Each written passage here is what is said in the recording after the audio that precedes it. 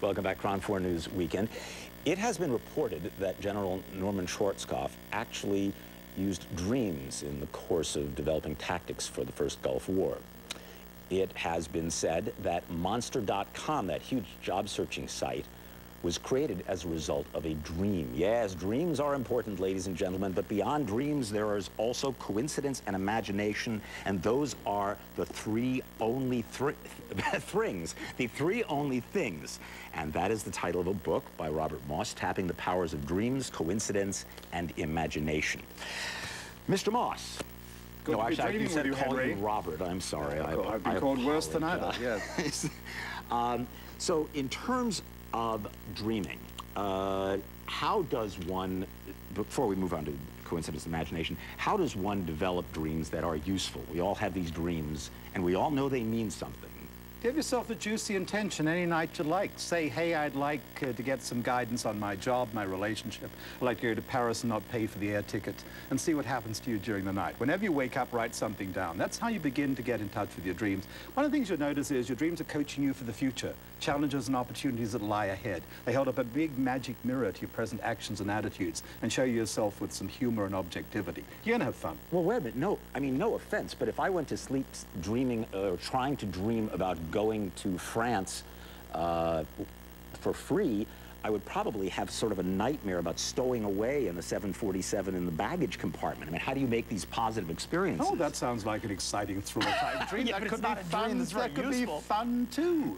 Well, the thing is, Henry, we've got access to this source of pleasure, imagination, adventure, healing, and guidance any night we like. We so all you're saying dream. they may not be answers, but they can be useful anyway, even though you may not get the secret to You know, the great thing about dreaming is it gives us energy, it gives us juice for life. We want to tap into that. It gives us stories. You know, a lot of this for me is about putting us in touch with our bigger story. You know, in everyday life, with all the crap we have to put up with, we sometimes forget who we are, what it's all about, where we come from.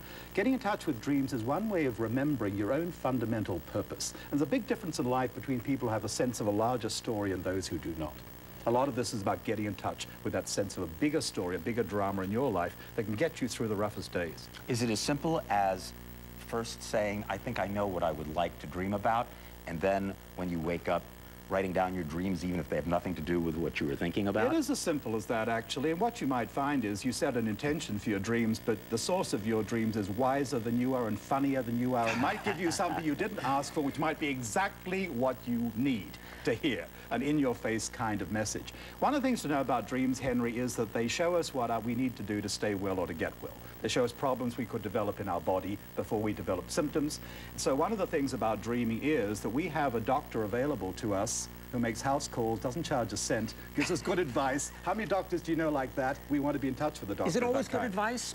It's always good advice if we can get the message clear. Sometimes we are very confused and garbled in what we remember from the night, but our dream source is trying to speak to us for our own good. Dreams are on our side, not on our case. We want to learn to pay attention, particularly if you're having scary dreams or nightmares. Don't slam the door and say, oh, it's only a dream, because often that scary dream or nightmare is preparing you specifically for something you need to know about. Okay, let's move on to imagination and coincidence. You write in your book that the biggest crisis in our lives is the crisis of imagination, the term that is often used to describe how 9/11 happened. But in our daily lives, I don't know, I have sort of a rich life of imagination. Oh, you're living a dream. I don't want to share it necessarily. You're living your dreams, of course, but a lot of us tend to put ourselves in boxes. You know, we put ourselves in an attitude that says reality is this or that. We cannot go beyond a certain boundary. You know, we put limits around our possibilities. One of the things we want to do is we want to grow a dream. You got to have a dream. You got to have a dream. Now you're talking about a waking dream. I'm talking about a waking. I'm talking about a waking dream. Our goal. Look, let's bring a celebrity name into this. Hilary Swank. No, we don't want to talk celebrities here. Fabulous actress, million-dollar baby, Oscar-winning actress, great girl. She grows up in a trailer park, broken home, up there in Bellingham, Washington.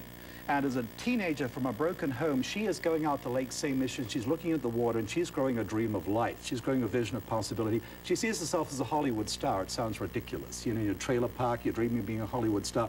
She drew that dream so strong that she persuaded her mother to pack up everything they could in the station wagon, drive to Hollywood, and through an amazing series of synchronicities, she became that Hollywood star.